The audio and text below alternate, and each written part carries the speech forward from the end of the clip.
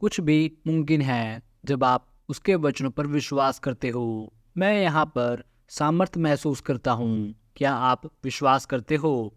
वह कहता है, मैं तुम्हारा परमेश्वर चंगा करने वाला हूँ। उसने यह नहीं कहा मैं था।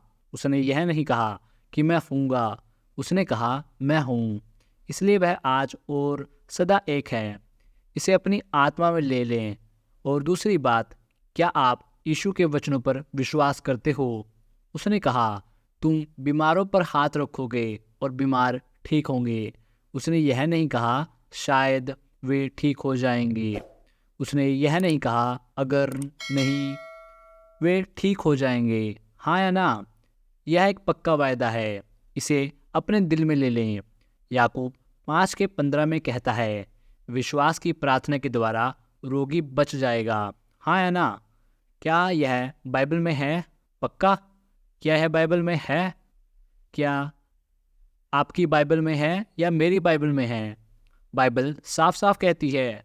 मैं इस निष्कर्ष में पहुंचा हूं अपनी सेवकाई में कि विश्वास की प्रार्थना के द्वारा रोगी बच जाएगा। जब मैं किसी बीमार पर प्रार्थना करूंगा तो मैं दोबारा यह प्रश्न नहीं करूंगा कि यह परमेश्वर की मर्जी है।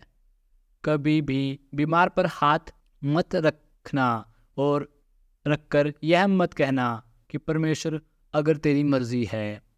अपने दिल में बिठा लें, अपने दिमाग में बिठा लें कि परमेश्वर के राज्य में कोई अगर या मगर नहीं है।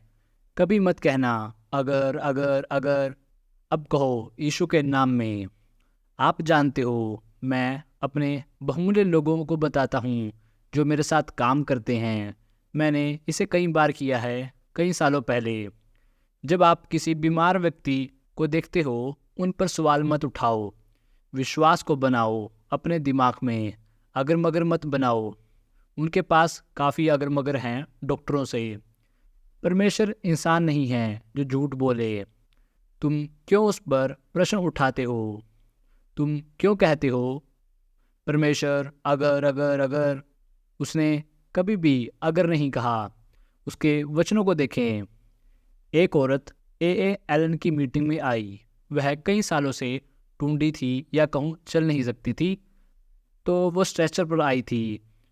वो अपने जूते डालकर आई थी। एलन ने कहा, औरत, तुम अपने जूते डालकर क्यों आई हो?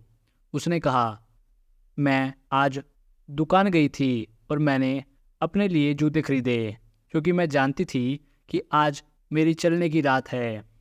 यह समय है, आप चलोगे। अपने दिमाग से कहें, यह शक न करें। शक आपका दुश्मन है। शक आपका शक है। विश्वास पर शक न करें। बाइबल कहती है परमेश्वर इंसान नहीं है जो झूठ बोले। परमेश्वर के वायदे पक्के हैं, अगर मगर के नहीं। बाइबल कहती है वह हमारे सब रोगों को दूर करता है, हमारे सभी पापों को माफ़ करता है। हे मेरे प्राण यहोवा को धन्य कहे। कहो, मेरे प्राण परमेश्वर को धन्य कहे। आप केवल कह रहे हैं पर ध्यान नहीं दे रहे। वही लोग ठीक होंगे जो परमेश्वर को कहेंगे कि तू धन्य है, ना कि वे जो प्रश्न लेकर बैठे हैं, ना कि वे जो अगर मगर शायद हो जाएगा या नहीं। यह उनके लिए नहीं है जो कहते हैं परमेश्वर मैं तुझे धन्य कहता हूँ, मैं तेरी आराधना करता हूँ, मैं तेरी प्रशंसा करता हूँ, मैं अपनी बीमारी में तेरी प्रशंसा करता हूँ, मैं अपनी परेशानियों में तेरी प्रशंसा करता हूँ, मैं अपनी बीमारियों में तुझे धन्य कहता हूँ। इस प्रशंसा में मैं अपनी चंगाई ग्रहण करता हूँ। कोई चिल्लाकर कहे हालेलुया।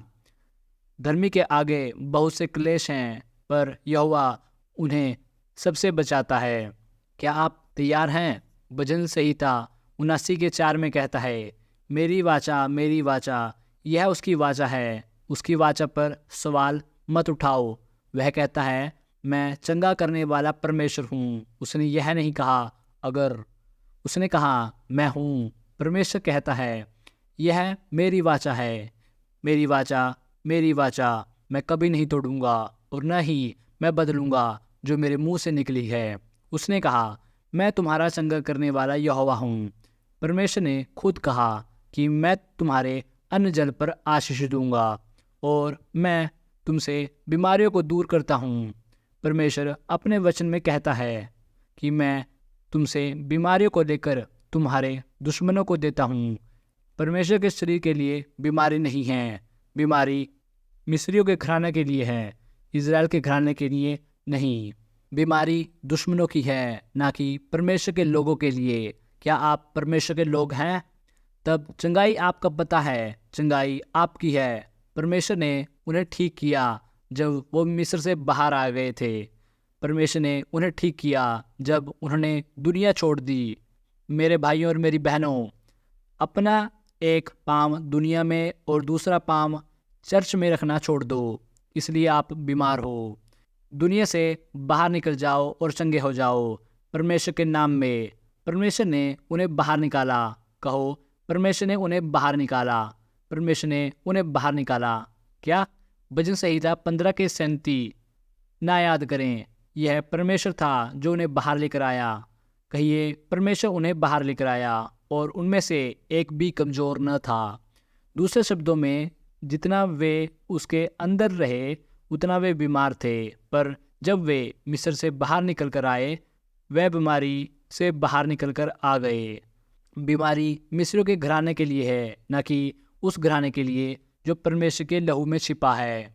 क्या लहू आपके ऊपर है? क्या परमेश्वर का लहू आपके ऊपर है? तो आपके निवास स्थान में कोई बीमारी की अनुमति नहीं है। यिर्मयाह कहता है, तब यहोवा ने मुझसे कहा, तुझे ठीक दिखाई पड़ता है, क्योंकि मैं अपने वचन को पूरा करने के लिए जागृत हूँ। मैं आपसे वादा करता हूँ कि आपकी चंगाई आपके रास्ते में ही है। परमेश्वर अपने वचनों के पीछे खड़ा है, अपनी पूरी स्वर्गीय ताकत के साथ। आपको और मुझे बस यह करना है कि विश्वास करना है। बिना विश्वास के परमेश्वर को खुश करना नामुमकिन है। विश्वास सुनने से और सुनना मसीह के वचनों को। रोमियो में कहता है, विश्वास हमें अपने आप पर नहीं बल्कि परमेश्वर पर होना चाहिए। अपने हाथ उठाएं और उसके नाम को महिमा दें। कहिए, वह महिमा के योग्य है। परमेश्वर को धन्य कहें जो आपको ठीक करता है। वचन कहता है, हम जो उसकी मर्जी के लिए मांगते हैं, चंगाई उसकी मर्जी है, क्योंकि यीशु ने बीमारों को चंगा किया। यह उसकी मर्जी है। अगर हम कुछ भी उसकी मर्जी के लिए मांगते हैं तो वह हमें देगा, पर किसी गलत उद्देश्य के लिए ना मांगे। विश्वास के द्वारा मांगे और तुम पाओगे। तुम्हारे विश्वास के अनुसार तुम्हारे लिए हो। हे दोस्तों, अगर आप चैनल पर नए हैं तो चैनल को सब्सक्राइब कर लीजिए और नोटिफिकेशन बेल यानी घंटी वाले बटन को दबाना मत भूलना, ताकि आपसे कोई भी वीडियो मिस ना हो। मैं इस चैनल पर आपके लिए पोस्टर, प्रॉफिट, पास्टर उन सब की गवाहियाँ और उनके प्रचार लेकर आऊँगा कि परमेश्वर ने उनसे कौन से काम लिए, उन्होंने ऐसा क्या किया, परमेश्वर उनकी ज़िंदगियों में क्या किया। मैं इस चैनल पर आपके लिए लेकर आऊँगा, चाहे वो पास्टर किसी भी देश से क्यों ना हो। और आखिरी और ज़रूरी बात, इस चैनल को अपने मसीह भाई बहनों और अपने चर्च के लोगों के साथ बांटना मत भूलना, ताकि वे सब मसीह में बढ़ते जाएँ और विश्वास में बढ़ते जाएँ। तो मिलते हैं दोस्तों अगले हफ्ते। अलविदा।